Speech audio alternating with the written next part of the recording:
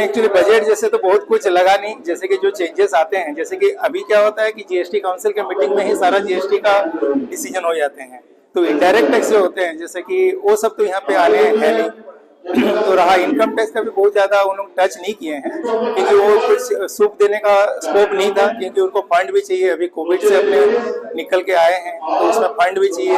तो सरकार उसीलिए कोई शायद कुछ रिलैक्सेशन उसमें नहीं। और बाकी जो है इंफ्रास्ट्रक्चर के ऊपर काफी ज्यादा खर्च करने का प्रपोजल है, और एक अच्छा स्टेप है जो कि स्टार्टअप के ऊपर लोग खर्च करेंगे। जो नाबार्ड का एक तो फंड क्रिएट करेंगे, जो कि नाबार्ड उसको जो अपने एग्री पे जो ये है स्टार्टअप है वो सपोर्ट करेगा। बहुत अच्छा लगा मेरे को।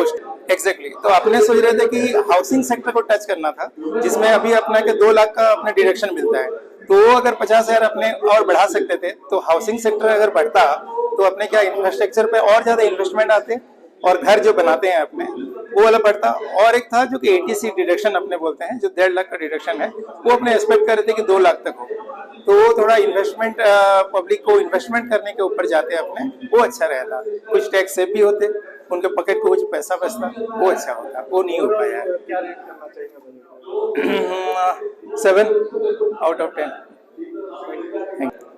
देखिए, बिल्कुल सही बात है कि गवर्नमेंट अभी जो 5 स्टेट में इलेक्शन है, उस इलेक्शन को देखते हुए कोई भी ऐसा एरिया टच नहीं करना चाहती जिससे आम लोगों में कोई रिएक्शन आए और उनको तकलीफ हो। इसलिए गवर्नमेंट ने जो उनकी शुरू से स्ट्रेटेजी थी 2014 से, कि वो शुरू से इंफ्रास्ट्रक्चर डेवलपमेंट में ज़्यादा ध्यान दे रही थी, और इस बार के बजट में भी फाइनेंस मिनिस्टर निर्मला सीतारमन जी ने इंफ्रास्ट्रक्चर के ऊपर ही ज़्यादा स्ट्रेस दिया है। 20,000 करोड़ रुपया का इन्वेस्टमेंट उन्होंने हाईवे को डेवलपमेंट एंड मेंटेनेंस के लिए किया है, जिसमें 25,000 किलोमीटर रोड डेवलपमेंट का उन्होंने टारगेट लिया है, जो कि एक वेलकम स्टेप है। मेक इन इंडिया के थ्रू 60 लाख जॉब अपॉर्चुनिटीज को डेवलप करने की बात कही गई है। तो ये टारगेट बहुत अच्छा लग रहा है सुनने में, लेकिन यदि एक्चुअल में इम्प्लीमेंट होता है तो देश में अनएम्प्लॉयमेंट की संस्था प्रॉब्लम बहुत अच्छे से सॉल्व हो सकती है। एक वेलकम स्टेप है 100 कार्गो टर्मिनल कंस्ट्रक्शन, लॉजिस्टिक के लिए एक बहुत बड़ा फायदामंद चीज़ है, एक वेलकम स्टेप है, जो कि फाइनेंस मिनिस्टर ने आज अनाउंस किया। अटल बिहारी जी की जो शुरू से एक योजना थी, जैसे प्रधानमंत्री ग्राम सड़क योजना से उन्हें गांव-गांव को सड़क से जोड़ा, वैसे ही पूरे देश की बड़ी-बड़ी नदियों को एक साथ जोड़ने के लिए उन्होंने प्लानिंग की थी, लेकिन उनकी सरकार नहीं होने के कारण वो प्लानिंग नहीं सक्सेस हो पाई। आज देश में एक जगह सूखा होता है, एक जगह बाढ़ आती है, तो ये 5 नदियों को एक साथ जोड़ने से इसको बहुत हद तक दूर किया जा सकता है। बहुत अच्छी स्कीम है। 1.5 लाख पोस्ट ऑफिस, जो आज की डेट में पोस्ट ऑफिस की इतनी चरमराई स्थिति, लोग पोस्ट ऑफिस में घुसते नहीं थे, उसको कोर बैंकिंग के साथ जोड़कर, नेट बैंकिंग के साथ जोड़कर आज पोस्ट ऑफिस को एक मेन बैंकिंग सेक्टर के साथ ऐड करना बहुत ही वेलकम स्टेप है। और इम्पॉर्टेंट चीज़ है स्टार्टअप, क्योंकि गवर्नमेंट का शुरू से ध्यान रहा स्टार्टअप में। तो एग्रीकल्चर सेक्टर में जो गाँव-गाँव में स्टार्टअप के लिए जो यदि कृषि भाई हमारे कुछ लेकर आते हैं नया इनोवेटिव आइडिया, तो उसको नाबार्ड के थ्रू जो इन्वेस्टमेंट की एक पॉलिसी लेकर आ रही है, ये बहुत अच्छा वेलकम स्टेप है। क्रिप्टो करेंसी, आज यंगस्टर्स सारे लोग क्रिप्टो करेंसी के ऊपर पूरा अट्रैक्टिव होते जा रहे हैं, लेकिन उन्हें नहीं मालूम था कि यह गवर्नमेंट में लीगल नहीं है। इंडियन गवर्नमेंट के द्वारा आरबीआई इसको रेगुलेट नहीं करती है। यदि कुछ भी उसके साथ धांधली होती है या कुछ भी क्रिप्टो करेंसी बंद हो जाती है उसका एक्सचेंज, तो उनको कुछ भी पैसा नहीं मिलेगा। लेकिन आज गवर्नमेंट ने उसको लीगलाइज करने का प्रपोजल दिया है। भले 30% उसमें टैक्स रेट लेकर आ रहे हैं, but still it will be controlled by RBI. और इम्पॉर्टेंट चीज़ है, इनकम टैक्स में कुछ स्लैब की हमने जो एक्सपेक्ट किया था कि आम आदमी को अभी भी 5 लाख से ऊपर होते ही उन्हें टैक्स देना पड़ता है, और 10 लाख से ऊपर 30% जो स्लैब देना पड़ता है, उसे हमारी एक्सपेक्टेशन थी कि कुछ कम करेंगे। एटीसी के इन्वेस्टमेंट को कुछ और बढ़ाया जाएगा, ताकि लोगों को इंश्योरेंस सेक्टर में और प्रोविडेंट फंड सेक्टर में कुछ और इन्वेस्टमेंट करेंगे, ताकि लॉन्ग टर्म प्लानिंग उनकी हो सके। लेकिन उस और फाइनेंस मिनिस्टर ने बिल्कुल कुछ भी नहीं कहा। और जीएसटी की कुछ बात होती नहीं, क्योंकि जीएसटी काउंसिल हर महीने एनालिसिस करके अपनी ओपिनियन और अपने एक्सप्रेशन देती है।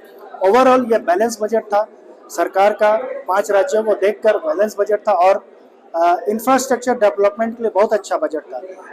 मैं यदि रेटिंग की बात करें तो मैं 10 में से 8 नंबर दूंगा, क्योंकि अभी देश को इंफ्रास्ट्रक्चर डेवलपमेंट की ज़्यादा ज़रूरत है।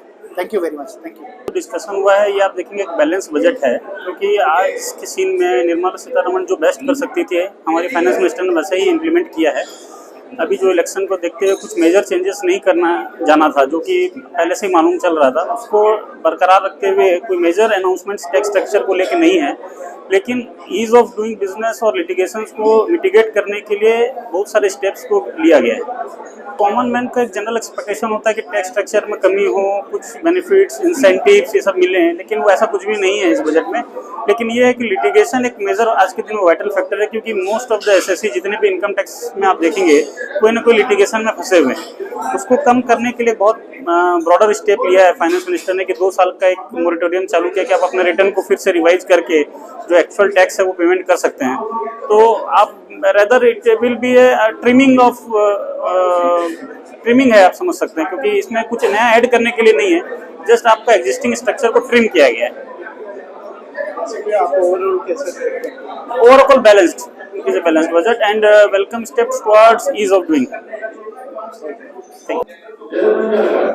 जनरल उस लाइन में मेरे हिसाब से कुछ नहीं किया गया इस बजट में, जो खास करके गरीब तबका, lower middle class, small businessman, इनके लिए कुछ एक्स्ट्रा इंसेंटिव नहीं किया गया। एक्सेप्ट गवर्नमेंट ने पहले ही जो कोविड के टाइम में क्रेडिट गारंटी स्कीम दे रखी थी, जो बैंकों ने जो लोग लोन ले रखे थे उनको और सस्ते में एक्स्ट्रा लोन दिया गया था, बट सब्सिडी टाइप कुछ नहीं किया गया। जिनके 2 साल में बिजनेस हैम्पर हुए उनके लिए एक्स्ट्रा कोई फैसिलिटी नहीं दी गई, जो कि एक्सपेक्टेड था बजट में कि एमएसएमई, स्मॉल बिजनेसमैन, जो लोअर मिडिल क्लास हैं, इनके लिए कुछ एक्स्ट्रा इंसेंटिव देगी government, so that they can start their life again. वो नहीं हो पाया इस बजट से, वो एक्सपेक्टेशन फुलफिल नहीं। मेजर कैपिटल इन्वेस्टमेंट, गवर्नमेंट ने पूरा फोकस कैपिटल इन्वेस्टमेंट में किया है। इसका मेजर थ्रस्ट एरिया उनका कैपिटल इन्वेस्टमेंट था, और वो जरूरी भी है, क्योंकि इंडियन इकोनॉमी को अगर 5 ट्रिलियन लेके जाना है तो उनको कैपिटल इन्वेस्टमेंट में गवर्नमेंट को खर्च करने पड़ेंगे, और वही उनका मेजर थ्रस्ट एरिया था। जितना कैपिटल इन्वेस्टमेंट होगा उतना डेवलपमेंट होगा, इंफ्रास्ट्रक्चर बढ़ेगा, एम्प्लॉयमेंट बढ़ेगा, प्राइवेट एंड पब्लिक सेक्टर दोनों उसके इंडस्ट्रियाँ उससे रिलेटेड जितनी वो बढ़ेंगी। मेजर थ्रस्ट एरिया गवर्नमेंट का कैपिटल इन्वेस्टमेंट में। एग्रीकल्चर जिस हिसाब से गवर्नमेंट लास्ट 1-2 साल से जो कृषक आंदोलन ये सब लगे हुए थे, उसको देखते हुए गवर्नमेंट को लग रहा था मेरे को बजट में कुछ देंगे, लेकिन लग रहा है मेरे को गवर्नमेंट अलग से उनके लिए कुछ पॉलिसी लाएगी, इसलिए इस बजट में कुछ नहीं बोला गया।